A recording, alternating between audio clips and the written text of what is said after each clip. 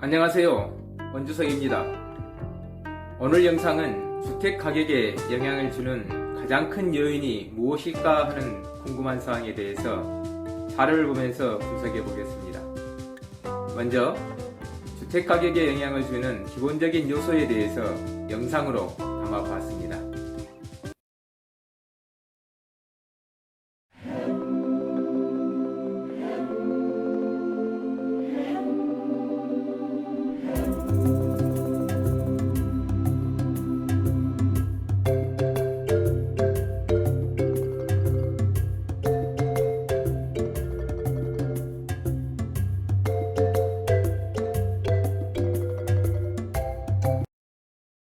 자, 한번 보실까요? 서울의 인구수 그리고 세대수 변화 추입니다. 먼저 인구수입니다. 서울은 2011년부터 2021년까지 10년 동안 인구가 70만 4천 명이 감소했습니다. 와, 엄청나게 감소했네요.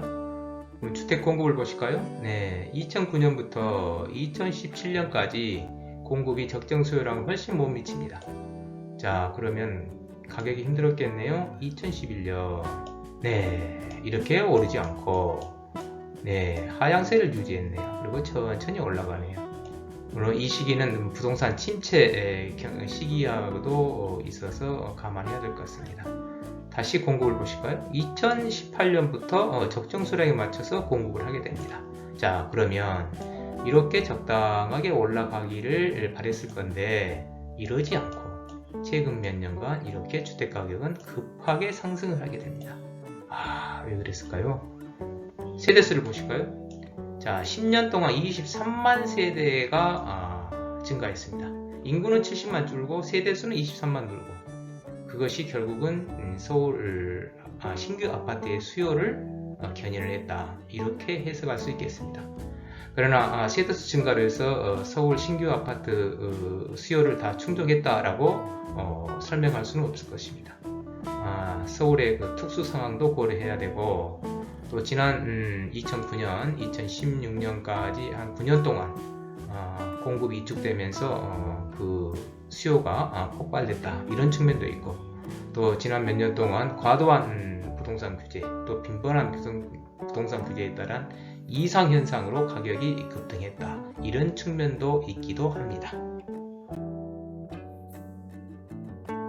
경기도입니다. 경기도는 지난 10년 동안 인구가 163만 명이 증가했습니다. 와, 수도권 집중 현상을 경기도가 숫자로 보여주고 있는 것 같습니다.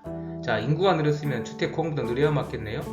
2011년부터 2014년까지 적정 수요량을 따라가지 못했네요. 그러면 가격은 많이 올라야 맞겠네요.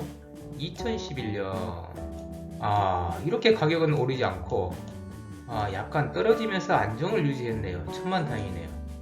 이론적으로 되지 않아서 설명하기는 어렵습니다만 어쨌든 다행입니다. 자, 그러면서 2015년부터 이렇게 적정 수요량을 초과해서 주택을 공급합니다.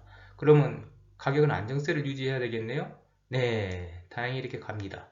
그런데 이렇게 적당히 가야 맞는데 이렇게 가지 않고 이렇게 최근 몇 년 동안 급상승하게 됩니다. 왜 그랬을까요? 자, 세대수 변화를 볼까요? 자, 지난 10년 동안 124만 세대가 증가했습니다. 자, 인구도 증가하고 세대수도 증가한 것은 자연스러운 현상인 것 같습니다. 자, 어찌됐든 경기도에서도 신규 아파트에 대한 수요는 인구수와 증가된 세대수가 그 수요를 요구하고 있는 것 같습니다. 자, 부산을 보겠습니다. 부산은 지난 10년 동안 인구가 19만 명이 감소했습니다.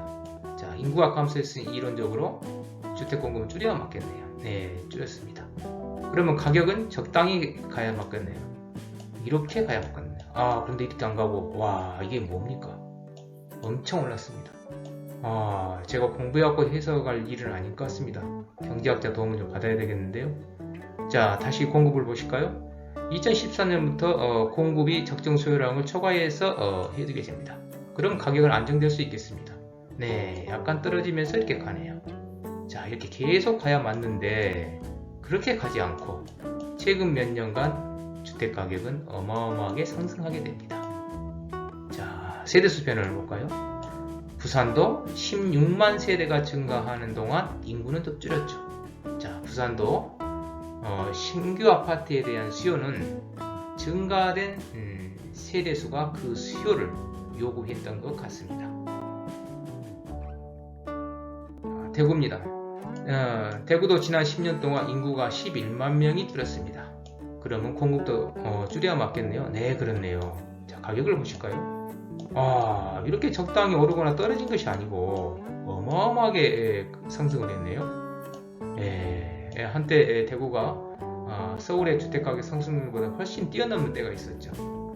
자, 그런데 2013년, 14년부터는 공급이 충분히 주어지다가 최근에 좀 줄였다가 다시 공급을 늘렸습니다. 그러면 가격이 적당히 가야 맞겠네요?